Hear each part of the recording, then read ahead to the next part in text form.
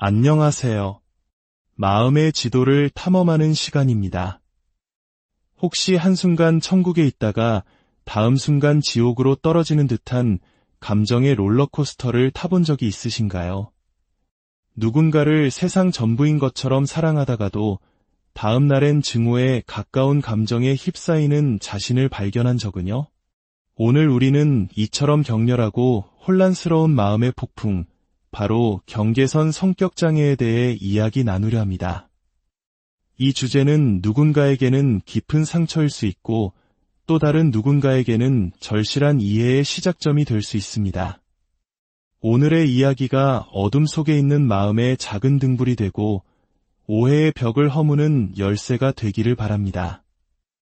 이 소중한 지식이 더 널리 퍼져 필요한 분들에게 닿을 수 있도록 지금 이 영상에 좋아요를 눌러주시고 채널을 구독해주시는 것만으로도 당신은 세상을 더 따뜻하게 만드는 일에 동참하시는 것입니다. 여러분의 작은 손길이 누군가에게는 큰 위로와 희망이 될 수 있습니다. 그럼 이제 시작하겠습니다. 경계선 성격장애. 이름부터가 모호하게 들릴 수 있습니다. 여기서 경계선이란 과거 정신분석학에서 신경증과 정신증의 경계에 있다는 의미로 사용되었습니다. 즉, 현실감을 잃는 정신증 수준은 아니지만 단순한 불안이나 우울을 넘어선 극심한 불안정성을 겪는 상태를 가리킵니다. 이제부터 우리는 10가지 핵심 질문을 통해 이 복잡한 마음의 세계를 하나씩 탐험해 보겠습니다. 첫째, 경계선 성격장애의 핵심은 무엇인가요? 바로 정체성의 혼란입니다. 안정된 자아상이 없다는 뜻입니다. 어제의 나와 오늘의 내가 전혀 다른 사람처럼 느껴집니다. 자신의 가치관, 신념, 행동, 취향, 심지어 미래의 꿈과 계획까지 모든 것이 파도처럼 끊임없이 변합니다. 마치 한 사람 안에 여러 인격이 존재하는 것처럼 보일 정도입니다.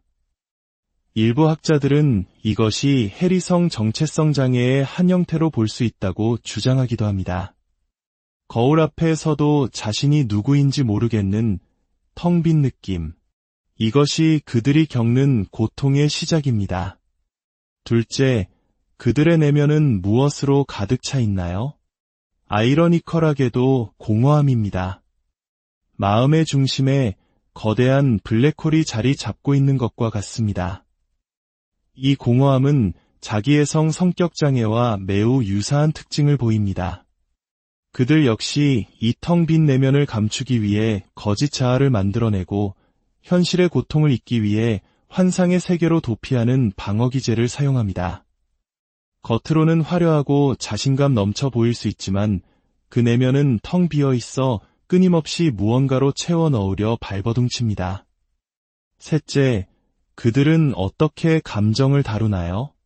바로 외부 조절에 의존합니다.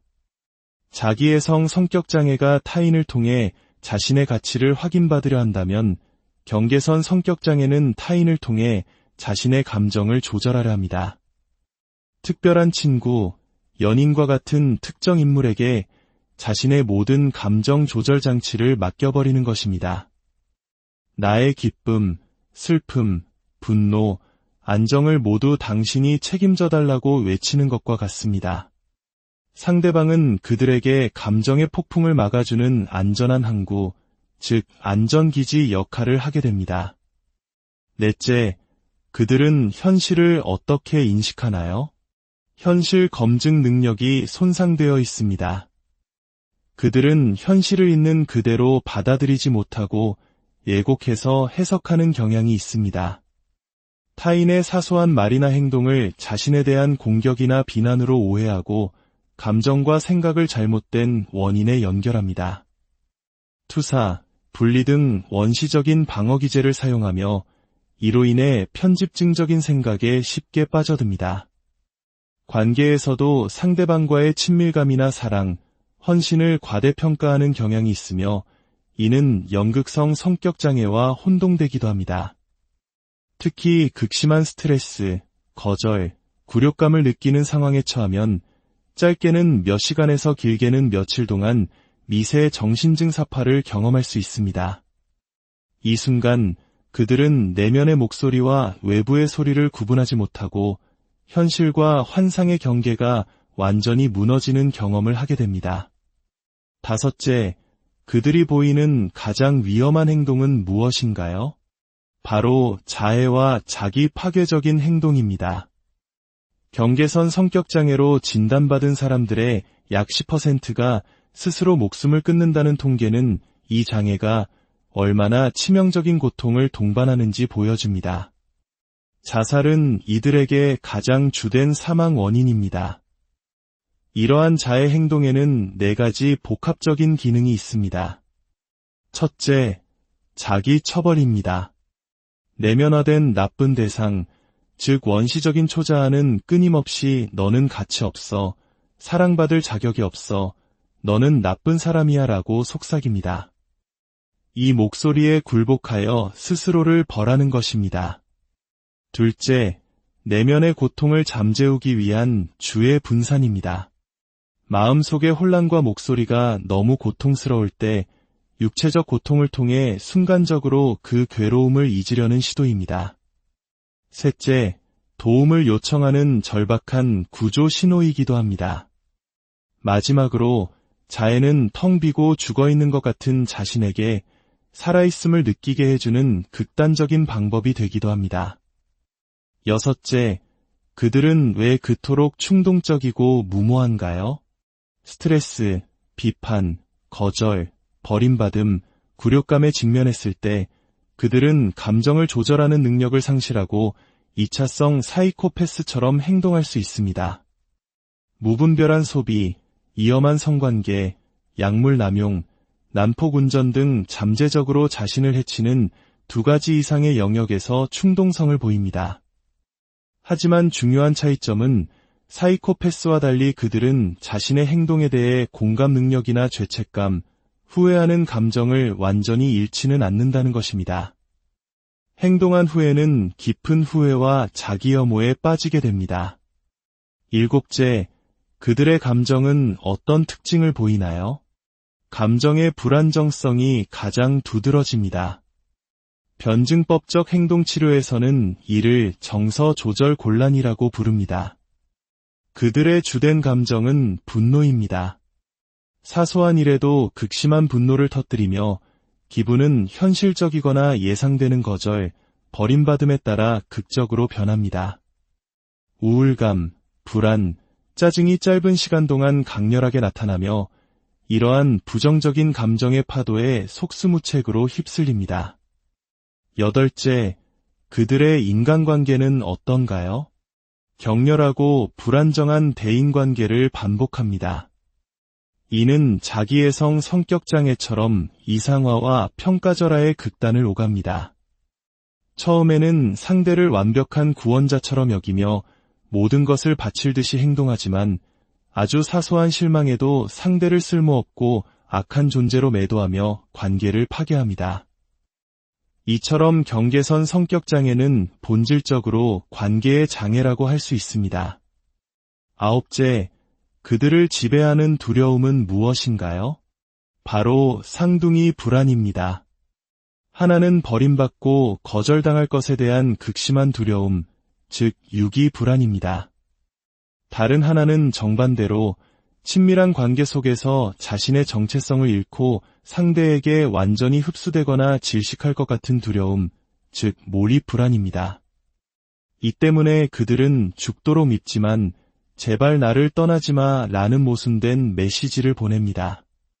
친밀감을 갈망하여 다가갔다가 그 친밀함이 깊어지면 숨이 막혀 도망칩니다. 이러한 접근 회피의 반복은 그들 자신과 상대방 모두를 지치게 만듭니다.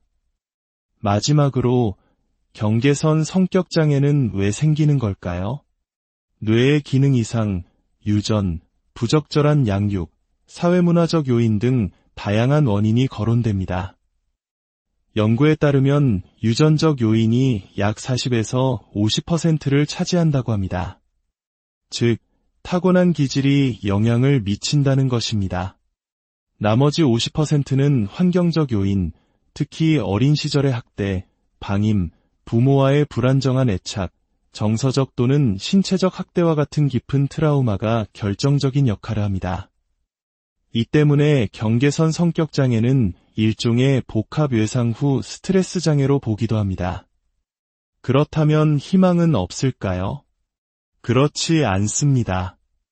경계선 성격 장애는 치료가 매우 어려운 도전이지만 자기애성 성격 장애와는 달리 치료가 가능한 질환으로 여겨집니다.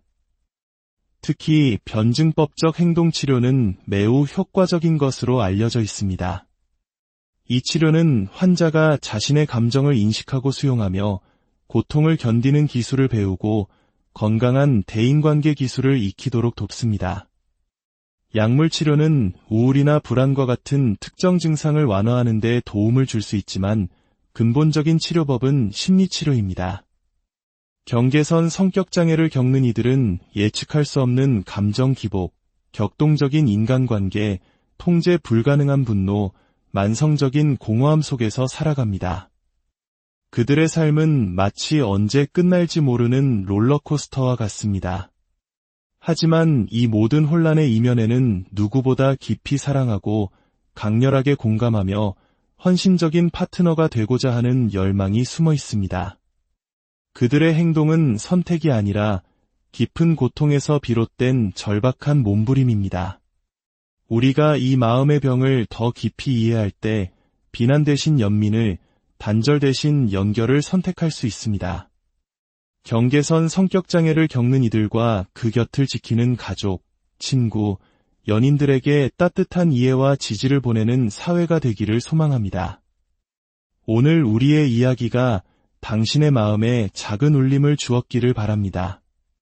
모든 존재가 자신의 마음 속에서 평화를 찾을 수 있기를 기도하며 오늘 이야기를 마칩니다.